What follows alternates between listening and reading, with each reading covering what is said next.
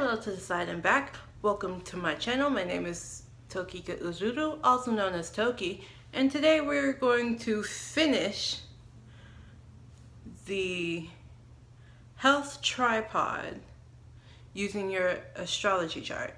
We are doing the fourth part, which is your spiritual health, and I have my notes with me because, like most of the time when I do a video, I need notes. So the planets to look at when you're thinking about your spiritual health would be Jupiter, Uranus, Neptune, and Pluto. Jupiter affects your faith, belief, ethics, and luck. So whatever sign Jupiter is in would affect how you deal with those. How that gets dealt with. Uranus affects personal truth, individuality, and revolution, or how you rebel. Neptune, which would be psychic sensitivity, delusions or altered states, and mystery. And finally, Pluto, which would affect transformation, soul, karmic wound, and intensity. And then we'll go to the houses. The 8th house, which affects the deep psyche, shamanism, power. Also financials, like collective financials. The 9th house, which is higher thoughts, higher self, and spirituality. And the 11th house, which is social circles, networks, and spiritual aspirations. And now we get on to the examples using my specific natal chart. Example 1, planet Jupiter, sign Taurus, house 12. So Jupiter, of course, affects faith, beliefs, ethics, and luck. And Taurus would be the animalistic, materialistic, stubborn, and patient zodiac. The 12th house happens to do with altered states, limitations, mystery. It happens to deal more with your mental health than spiritual health. So altered mental states. And the spiritual health advice that I ended up getting from that is charitably give to receive luck. But I also have an issue with my personal spirituality, so I need to go ahead and work on that specifically, like finding spiritually where I would sit. And that's technically what I'm doing. Second example, planet Uranus, sign Aquarius, house 10. So of course Uranus is personal truth, individuality, and revolution. Aquarius would be the rebellious, inventive, and unique zodiac sign. And the 10th house would be your public self, the nature of your career, and your reputation. So the spiritual health advice that I ended up getting from there is I am the stereotypical free-spirited cliche. But I also have a tendency to not even think about reality. So the advice there would be find a way to make it work. Example 3, planet Neptune, sign Aquarius, house 10. Neptune is for psychic sensitivity, altered states or delusions, and mystery. Aquarius, again, would be the individual, unique, inventive, and rebellious zodiac. And the 10th house, once again, is the nature of your career, your public image, and your reputation. And what this all combines to is that I'm an idealistic optimist, or can be. I would work better in the creative field because of the fact that I have bursts of creativity and bursts of I need to get this done, I need to work. And in some fields or career fields, that's not going to be helpful. So once again, I have to find a way to make it work. Example 4, planet Pluto, sign Sagittarius, in house 7. Now Pluto is for transformation, soul, karmic wounds, and intensity. Sagittarius, once again, would be the wildfire, the optimistic, enthusiastic, and adventurous zodiac. And then the 7th house happens to deal with your relationships with close people or who you love. And the spiritual health advice that I ended up getting from that is that I will find most of my existential answers to existential questions in the relationships that I have with close people.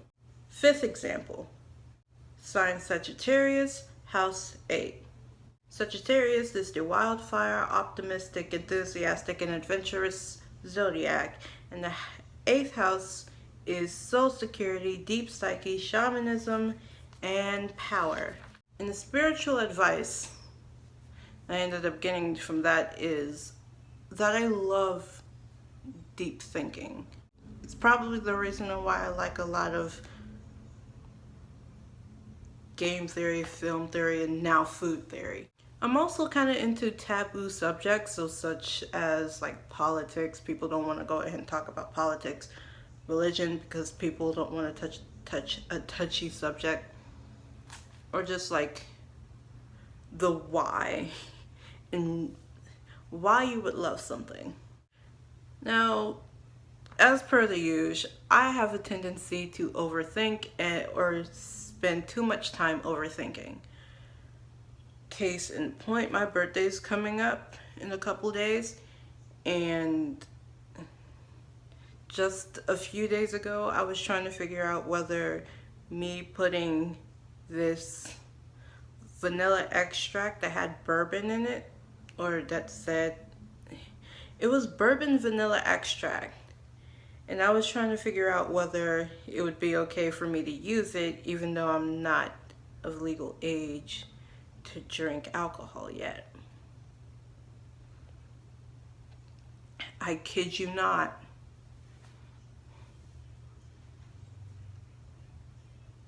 I spent about 5, maybe 10 minutes on this specific topic, trying to figure it out. I ended up using it anyway, and it tastes lovely. I'm probably not going to do it tonight, though.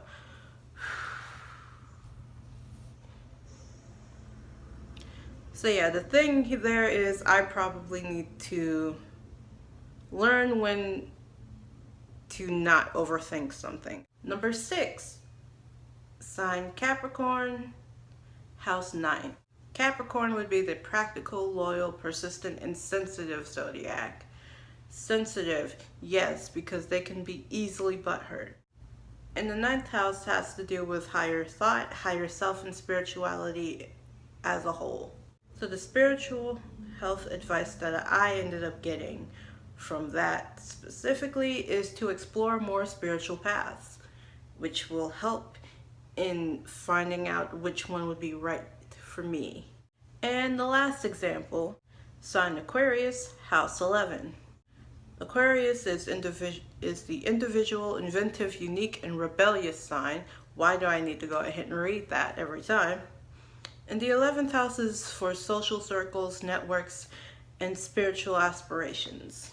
And the spiritual health advice that I ended up getting from that is to get a group of friends that would want to plan out how to recreate the world or take over it.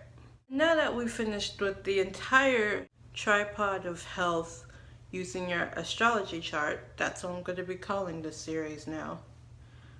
I can go ahead and take a pause on all of the astrology stuff and get back into doing more of the Disney versus Origins and actually start the T series that I'm going to be doing.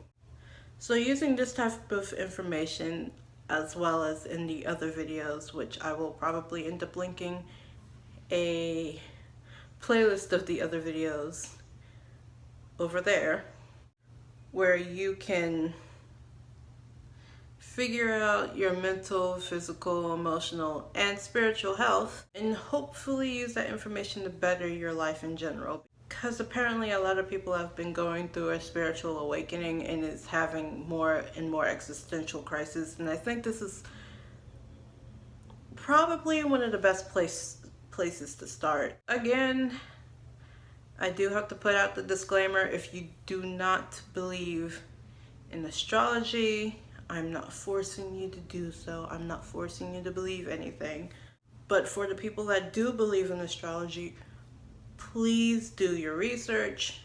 I would advise doing at least a crash course on like astronomy or something before you start your deep dive into astrology. I wish I would have done that before. And now that I'm done with all of that, I might just end up cutting that out, let's be honest. I can do the stereotypical YouTuber outro, where I, as a stereotypical YouTuber, will ask you to do the following. Please like the video if you liked it.